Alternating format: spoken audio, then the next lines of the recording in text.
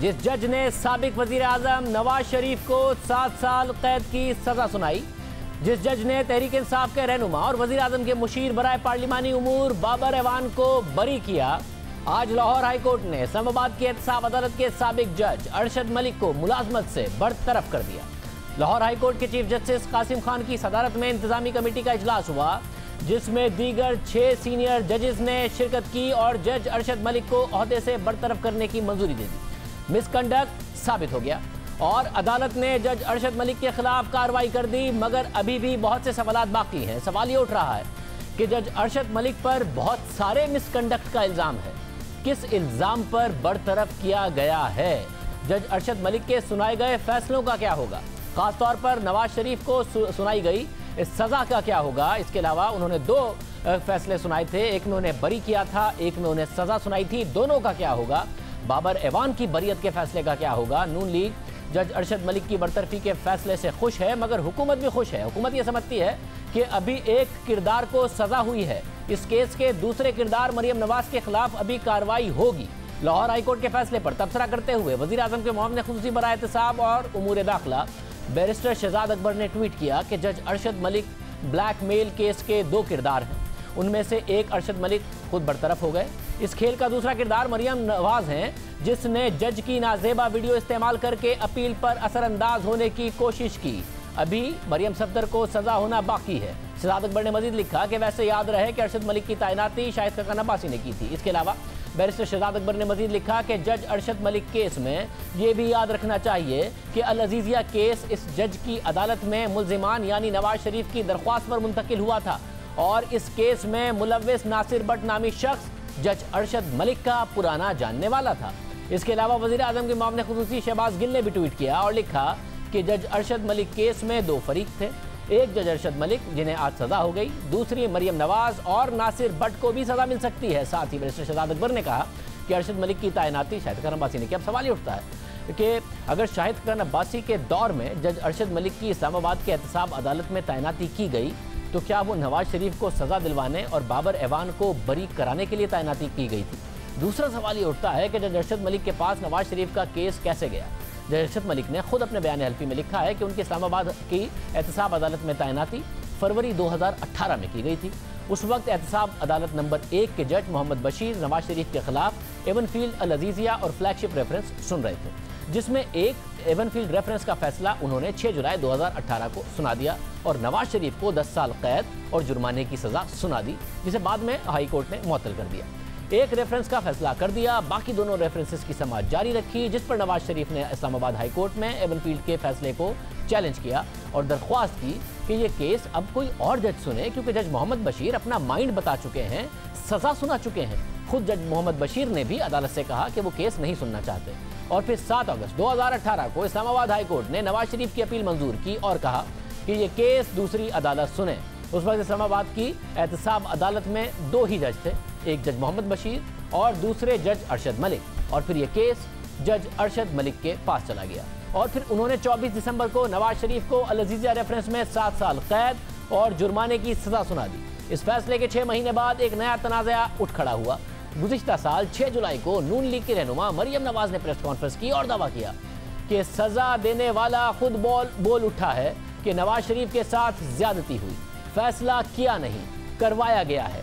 फिर उन्होंने जज अरशद मलिक की वीडियो भी चलाई, जिसमें वो मुख्तलिफ एतराफ़ करते नजर आए। उसके बाद ज़ाहिर है एक तूफ़ान खड़ा हुआ, क्योंकि जो अकाउंटेबिलिटी कोर्ट थी, इसके अलावा ये मामलात थे, उसकी मुद्दत सुप्रीम कोर्ट ने मुतय्यन की थी।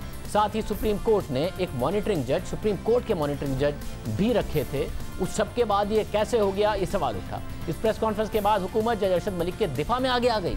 हुकूमत ने फौरन ही मरियम नवाज की पेश करदा वीडियो का फॉरेंसिक कराने का ऐलान कर दिया और कहा कि नून लीग ने पूरी अदलिया पर उंगलियां उठा दी। आपने एक जज मोहतरम को नहीं, आपने पाकिस्तान की पूरी जुडिशरी पे उंगलियां उठा दी हैं। वीडियो की फोरेंसिक ऑडिट होगी, उसके कंटेंट जो है क्या वो टेम्पर्ड है, रियल है, ये आपकी उस फोरेंसिक ऑडिट के बाद सामने आ जाएगा। हम इस कौम से, इस मुल्क की आवाम से कुछ नहीं छुपाएंगे। बिल्कुल इसका फोरेंसिक होना चाहिए लेकिन सबसे ज़्यादा मुनासिब फोरम जुडिशल कमीशन है। ये सिर्फ एक जुडिशरी के इदारे के लिए ऊपर नहीं है, ये नेशनल सिक्योरिटी के इदारों के ऊपर भी हमला है, पार्लियामान के हर इदारे के ऊपर हमला किया गया है। बेहतर ये है कि इस कंट्रोवर्सी को ख़त्म करने के लिए इंडिपेंडेंट एक्शन हो और जुडिशरी की तरफ से हो। सारी बातें की गई, हुकूमत ने ये पोजीशन ली कि ये तो पूरी जुडिशरी पर हमला है, क्योंकि जो ये केस था इसमें मॉनिटरिंग जज सुप्रीम कोर्ट के जज थे। हुकूमत ने ऐलान तो किया मगर फॉरेंसिक टेस्ट फिर नहीं कराया। और मरियम नवाज ने 8 जुलाई को कैपिटल टॉक में आबिद मीर साहब से गुफ्तगू करते हुए बताया कि हुकूमत ने यू टर्न ले लिया है क्योंकि उन्होंने फॉरेंसिक करा लिया है और हुकूमत को पता चल गया है कि ये वीडियो असली है। मरियम नवाज ने दावा किया कि हुकूमत ने फॉरेंसिक करा लिया है, मगर वज़ीर आज़म इमरान खान मुल्क से बाहर भी जज अरशद मलिक के हक में बोलते रहे, नून लीग के खिलाफ बोलते रहे। ये कहते रहे कि जिस जज ने साबिक वज़ीर आज़म को सज़ा सुनाई उसे ब्लैकमेल किया जा रहा है। Another case right now. There's a judge who convicted the previous Prime Minister. Now this judge, the opposition brought out a video blackmailing him about him with some compromising video with some woman. They brought this up. This happens in Italian mafias. It doesn't happen in democracies. वज़ीर-ए-आज़म उस वक्त भी माफियात का जिक्र करते रहे, हुकूमत दावे करती रही मगर फिर उसकी तहकीकात नहीं कराई। इस केस के अहम किरदार नासिर भट्ट ने हमारे प्रोग्राम में आकर बताया कि उन्होंने खुद बरतानिया में फॉरेंसिक करा लिया है, वो लंदन में पाकिस्तानी हाई कमीशन के चक्कर काट रहे हैं, रिपोर्ट जमा कराने की कोशिश कर रहे हैं मगर हाई कमीशन रिपोर्ट लेने को तैयार नहीं। जो वीडियो आपने दिखाई उसमें वो यही कह रहे हैं जो मरियम नवाज ने दिखाई, मगर उस वीडियो के बारे में जज अरशद मलिक कह रहे हैं कि वो वीडियो एडिट की हुई है, आपने एडिट करके उसको इस तरीके से पेश किया। देखिए, ये मैंने यूके में अपनी एक लेक्स लॉ कंपनी है सोलिसिटर की, उनके पास में गया, मैंने ये दोनों चीज़ें फॉरेंसिक कराई हैं, ऑडियो और वीडियो, और मैंने हाई कोर्ट में भेज दी हैं। वो हालांकि ये हुकूमत पाकिस्तान, वो इमरान खान साहब कह रहे थे कि जी फिरदौस आशिक अवान साहबा क्या हम इसका फॉरेंसिक कराएंगे। मेरा ख्याल है उन्होंने फॉरेंसिक करा के इसको बंद कर दिया है कि उनको पता चल गया था कि इसमें कोई एडिट चीज़ नहीं है। और ये मैंने अब भेज दी हाई कोर्ट में, जब ये खुलेगी चीज़ें तो इसमें एक चीज़ भी एडिट नहीं है, ऑडियो और वीडियो दोनों ओरिजिनल है। ठीक है, अब इसके लिए आप खुद देख लें कि मैं इंसाफ के लिए धक्के खा रहा हूँ, एम्बेसी में जाता हूँ वो मुझे ये तो दे देते हैं जी कि ये आपके वारंट है, लेकिन मेरी वीडियो और ऑडियो की फॉरेंसिक जो रिपोर्ट है उसको टेस्ट नहीं कर रहे। मैं हाई कोर्ट तक गया, इस्लामाबाद में मेरे वकला पेश होते हैं भुट्टा साहब, लेकिन फिर भी वो इस चीज़ को कन्फर्म नहीं करें कि उस चीज़ को टेस्ट करें। सवाल उठता रहा कि हुकूमत क्यों ऐसा नहीं कर रही, क्यों तहकीकात नहीं कर रही, क्यों फॉरेंसिक नहीं कर रही।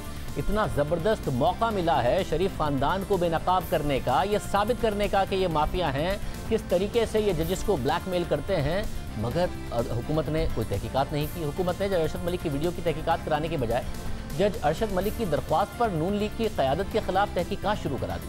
फिर 3 दिसंबर को द न्यूज़ में शाया होने वाली उमर चीमा की खबर के मुताबिक जब शहबाज शरीफ जमानत पर थे उस वक्त मरियम नवाज ने प्रेस कॉन्फ्रेंस की तो फिर FIA पर दबाव डाला गया कि इस प्रेस कॉन्फ्रेंस में मौजूद नून लीग की क़यादत को गिरफ्तार किया जाए, खासतौर पर मरियम नवाज को गिरफ्तार किया जाए। उस वक्त के FIA के सरबराह बशीर मेमन ने मौक़िफ़ इख्तियार किया और हुकूमत को जवाब दिया कि सिर्फ प्रेस कॉन्फ्रेंस की बुनियाद पर गिरफ्तारी नहीं हो सकती। फिर कहा गया कि अगर मरियम नवाज नहीं तो परवेज़ रशीद ही को गिरफ्तार कर लिया जाए। बशीर मेमन ने बात नहीं मानी, उन्हें ओहदे से हटा दिया गया और फिर उनकी जगह पनामा GIT के सरबराह वाजिद ज़िया को FIA का DG लगाया गया और बैरिस्टर शहजाद अकबर को मामले खुसूसी बराए दाखिला का इजाफी चार्ज दे दिया गया। उसके बाद नून लीग के रहनुमाओं की तलबी के नोटिस जारी होना शुरू हुए। शाहिद हकान अब्बासी, एहसन इकबाल, ख्वाजा आसिफ, अता तारड़, परवेज़ रशीद और अज़मा बुखारी को तलब किया गया। फिर 30 दिसंबर 2019 को नून लीग के रहनुमा परवेज़ रशीद ने इल्ज़ाम लगाया कि जज अरशद मलिक के बारे में कोई कार्रवाई नहीं की जा रही। मुझसे जो उन्होंने सवाल किए हैं, मैं उनको सवालात को सुनने के बाद अपने आप से ये सवाल पूछता रहा कि ये पूछने के लिए आपने मुझसे बुलाया, आप प्रेस कॉन्फ्रेंस में कौन लोग थे? भी प्रेस कॉन्फ्रेंस में जो लोग थे वो सब ने टेलीविजन पे देखे हैं, वो लाइव टेलीकास्ट हुई है प्रेस कॉन्फ्रेंस। किसने नहीं उन लोगों को देखा जो प्रेस कॉन्फ्रेंस में मौजूद थे? ये पूछने के लिए आपने मुझे बुला लिया। कैसेट आपको कहाँ से मिली? भी वो नासिर भट्ट रोज़ कहता है, टेलीविजन पे आके कहता है, एक दफ़ा नहीं 1.5 दर्जन दफ़ा कह चुका है कि ये उसने तैयार किया और उसने हमें दी है। आपने इसके लिए मुझे बुला लिया पूछने के लिए कि आपके पास कहाँ से आई। तो इस तरह के सवाल थे जिनका ना कोई सिर था ना पैर था, और जिस शख्स को सुप्रीम कोर्ट ऑफ पाकिस्तान कहती है कि वो हमारे माथे पे काला दाग है, उसके बारे में कोई कार्रवाई नहीं की जा रही। फिर हमने 30 दिसंबर को अपने प्रोग्राम में बैरिस्टर शहजाद अकबर से पूछा कि जज अरशद मलिक को कब बुलाएंगे, दूध का दूध पानी का पानी कब करेंगे, ये मामला मुकम्मल कब होगा। जैसे ही आप मुशीर दाखिला बने हैं, जैसे ही वाजिद ज़िया साहब आए, बशीर मेहमद साहब गए हैं, ये सवाल उठाए हैं परवेज रशीद साहब ने कि जज साहब से सवाल पूछना था, आप हमसे पूछ रहे हैं। देखिए अरशद मलिक से भी तो इन्वेस्टिगेशन हो रही है ना। मसला सिर्फ ये है कि अरशद मलिक अगर प्रेस कॉन्फ्रेंस नहीं करता, प्रेस टॉक नहीं करता और परवेज रशीद कर देता है तो उसका जवाब हमसे ना पूछे ना। उनकी तलबी का नोटिस किसी ने देखा नहीं पाकिस्तान में, उनकी तलबी का केस में बरी भी किया हुआ। तारड़ साहब का, अज़मा साहिबा का, परवेज रशीद साहब का हमने देखा कि समन किया गया और वो आए। अरशद मलिक को समन किया है क्या आप लोगों ने? देखिए आप लोगों से आप कह रहे हैं, एक तरफ आप मुझे एक वजीर से कह रहे हैं कि वो इन्वेस्टिगेशन के अंदर जाके वो उनसे इंटरफेयर करे, एक पूरा प्रोसेस चल रहा है उसके अंदर। जब वाजिद ज़िया साहब लगे हैं तो वजीर आजम की आप ही के साथ तस्वीर आई है उनकी। अब वाजिद ज़िया साहब पर नून लीग के पहले इख्तिलाफात, क्योंकि जो वीडियो है, ये जो वीडियो है ये उसी JIT के फैसला दे रहे थे जिसके सरबराह वाजिद ज़िया साहब थे, उन्हें आपने DGFI लगा दिया है। आपके ऊपर भी नून लीग का एतराज, वजीर आजम और आपकी वैसे ही राय है इस वीडियो के बारे में कि ये तो नून लीग माफिया है और आप तो अरशद मलिक के बयान हल्फी को दुरुस्त समझते हैं। नून लीग के लिए तो शहजाद अकबर एक नाइटमेयर है ना। फिर साथ ही हमने इस प्रोग्राम में शहजाद अकबर साहब से मुसलसल सवाल पूछा कि वीडियो का फॉरेंसिक तो करवा लें, तो उन्होंने कहा कि फॉरेंसिक टेस्ट सिर्फ असल वीडियो के जरिए हो सकता है। हमारे साथ ये भट्ट साहब मौजूद थे, उन्होंने कहा कि मैं बार बार हाई कमीशन जाता हूं कि भाई मैंने फॉरेंसिक करा ली है, सारी मेरे पास रिपोर्ट मौजूद है ना। पाकिस्तान में फॉरेंसिक करा के आवाम को हकीकत बताते हैं कि एडिटेड थी, क्या इसकी हकीकत है, ना उसके फॉरेंसिक रिजल्ट हमारे साथ आवाम के साथ शेयर करते हैं। आप इन्हीं को बुलाए जा रहे हैं अपोजिशन के रहनुमाओं को, जो बशीर मेहमद साहब कह रहे थे कि हम तो ये पूछ रहे हैं, FIA इनसे यही पूछ रही है कि आप वीडियो दे दें, उसका फोरेंसिक ओरिजिनल वीडियो का होता है, आप ओरिजिनल वीडियो दें। फोरेंसिक कोई सरकारी इदारा करता है, कोई सरकारी लैब करती है, वहां से फोरेंसिक कराएं। नासिर भट्ट के फोरेंसिक के ऊपर अगर आप ये करना चले हैं तो फिर मैं कहता हूं माशाल्लाह। हमारे प्रोग्राम में इंटेलिजेंस ब्यूरो के साबिक DG और फोरेंसिक मामलात के माहिर डॉक्टर शुएब सडल आए, तो उन्होंने बताया कि इंटरनेट से डाउनलोड की गई वीडियो का भी फोरेंसिक हो सकता है। आप कह रहे हैं कि अगर फोरेंसिक एनालिसिस कराना है तो वो इसी तरीके से हो सकती है, लाजमी नहीं है ओरिजिनल डिवाइस हो जिससे रिकॉर्ड किया गया हो, जिससे ऑडियो बनाई, वीडियो बनाई, वो सब चीज़ें हों। अगर मल्टीपल इस वक्त मौजूद है, यूट्यूब पर मौजूद है या वैसे मीडिया के पास मौजूद है, वो लेके जाएं और फोरेंसिक एनालिसिस उससे हो जाएंगे आसानी से चंद घंटों में।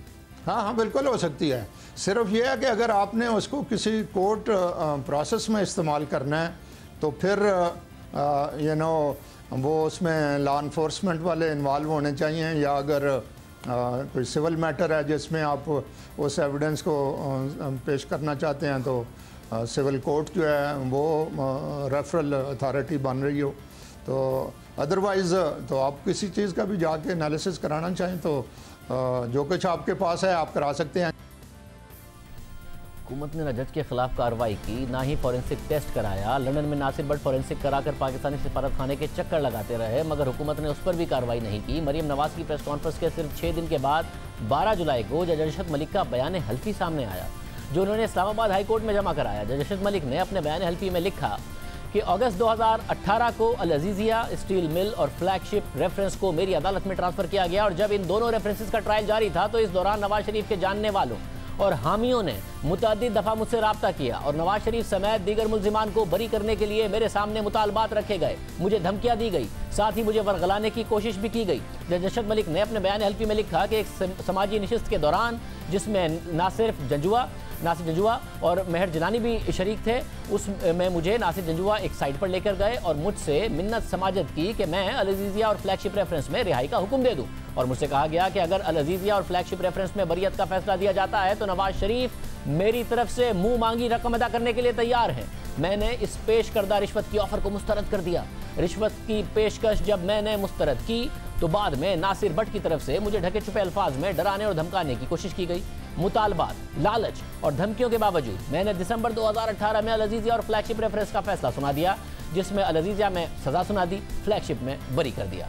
इसके बाद मामलात कुछ अरसे के लिए खामोश हो गए। फिर इसके बाद फरवरी 2019 में मैंने खुर्रम यूसुफ और नासिर भट्ट से मुलाकात की और बातचीत के दौरान मुल्तान वाली वीडियो का जिक्र किया गया। कुछ अरसे बाद मियां तारिक मुझसे मिलने आ गए। मियां तारिक एक पुराने जानने वाले थे। मियां तारिक ने मुलाकात के दौरान मुझे खुफिया तौर पर रिकॉर्ड की गई वीडियो दिखाई। मुझे ये वीडियो दिखाने के बाद नासिर जंजुआ और नासिर भट्ट ने मुझ पर दबाव डालना शुरू किया और ब्लैकमेलिंग के जरिए ये कहने लगे कि मैं मियां नवाज शरीफ की मदद करने के लिए कुछ करूं। इसके बाद नासिर भट्ट की ब्लैकमेलिंग के बाद 6 अप्रैल 2019 को मैं नासिर भट्ट के साथ जाती उम्रा चला गया, जहां मियां नवाज शरीफ ने जाती तौर पर हमारा इस्तकबाल किया।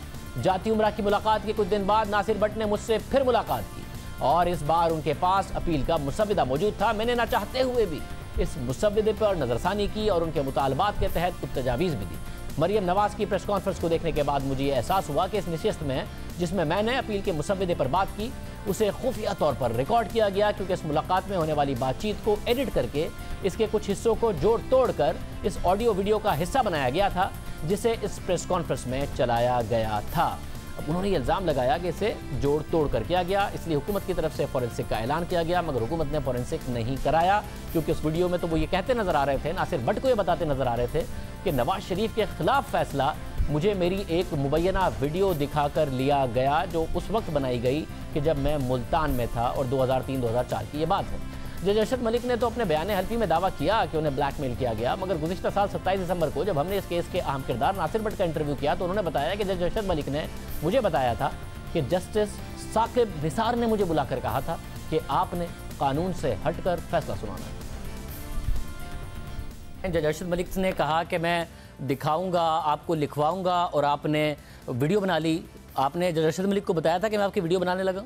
नहीं, मैंने मलिक अरशद साहब को बताने का मकसद देखें, मलिक अरशद साहब ने मुझे अपने घर बुलाया था, हम बैठे चाय पी रहे थे और उन्होंने फिर वो लिखवाना शुरू कर दिया। आप देख लें, वो अपनी मर्जी से चीजें लिखवा रहे हैं, वो साथ लिख भी रहे हैं मेरा कंटेंट, और वो वीडियो भी बन रही है। लेकिन ये वीडियो बनाने का मेरा ये मकसद नहीं था कि किसी को ब्लैकमेल करना, कुछ वीडियो का मकसद था कि हर चीज वो जो बता रहे हैं वो लिखी जाए। लेकिन उन्होंने जो कुछ बताया वो वीडियो में, और उन्होंने ऐसी बातें बताई जो मैं भी सुन के हैरान था। अगर सिर्फ मकसद ये था, साकिब निसार साहब मुझे मलिक अरशद साहब बता रहे हैं कि उन्होंने मुझे बुला के कहा कि आपने कानून से हट के फैसला करना है, क्योंकि मुल्क हालत जंग में है और आपने सजा जरूर देनी है। आप मुझे ये समझ गए, मलिक साहब कहते थे मैं तो रात को सो नहीं सकता भट्ट साहब कि यार ये ऐसी मुझे डराने ख्वाब आते हैं। तो मैंने कहा ये ऐसी अगर ये बात थी तो आपने ऐसा क्यों किया? वो कहते हैं बस मैंने किया, मुझे दुख अफसोस हो रहा है कि ये मैंने ऐसा क्यों किया। इसके अलावा नासिर भट्ट ने जज अरशद मलिक की तरफ से ब्लैकमेलिंग के इल्जामात का जवाब दिया, अपनी मुलाकात के बारे में भी बताया।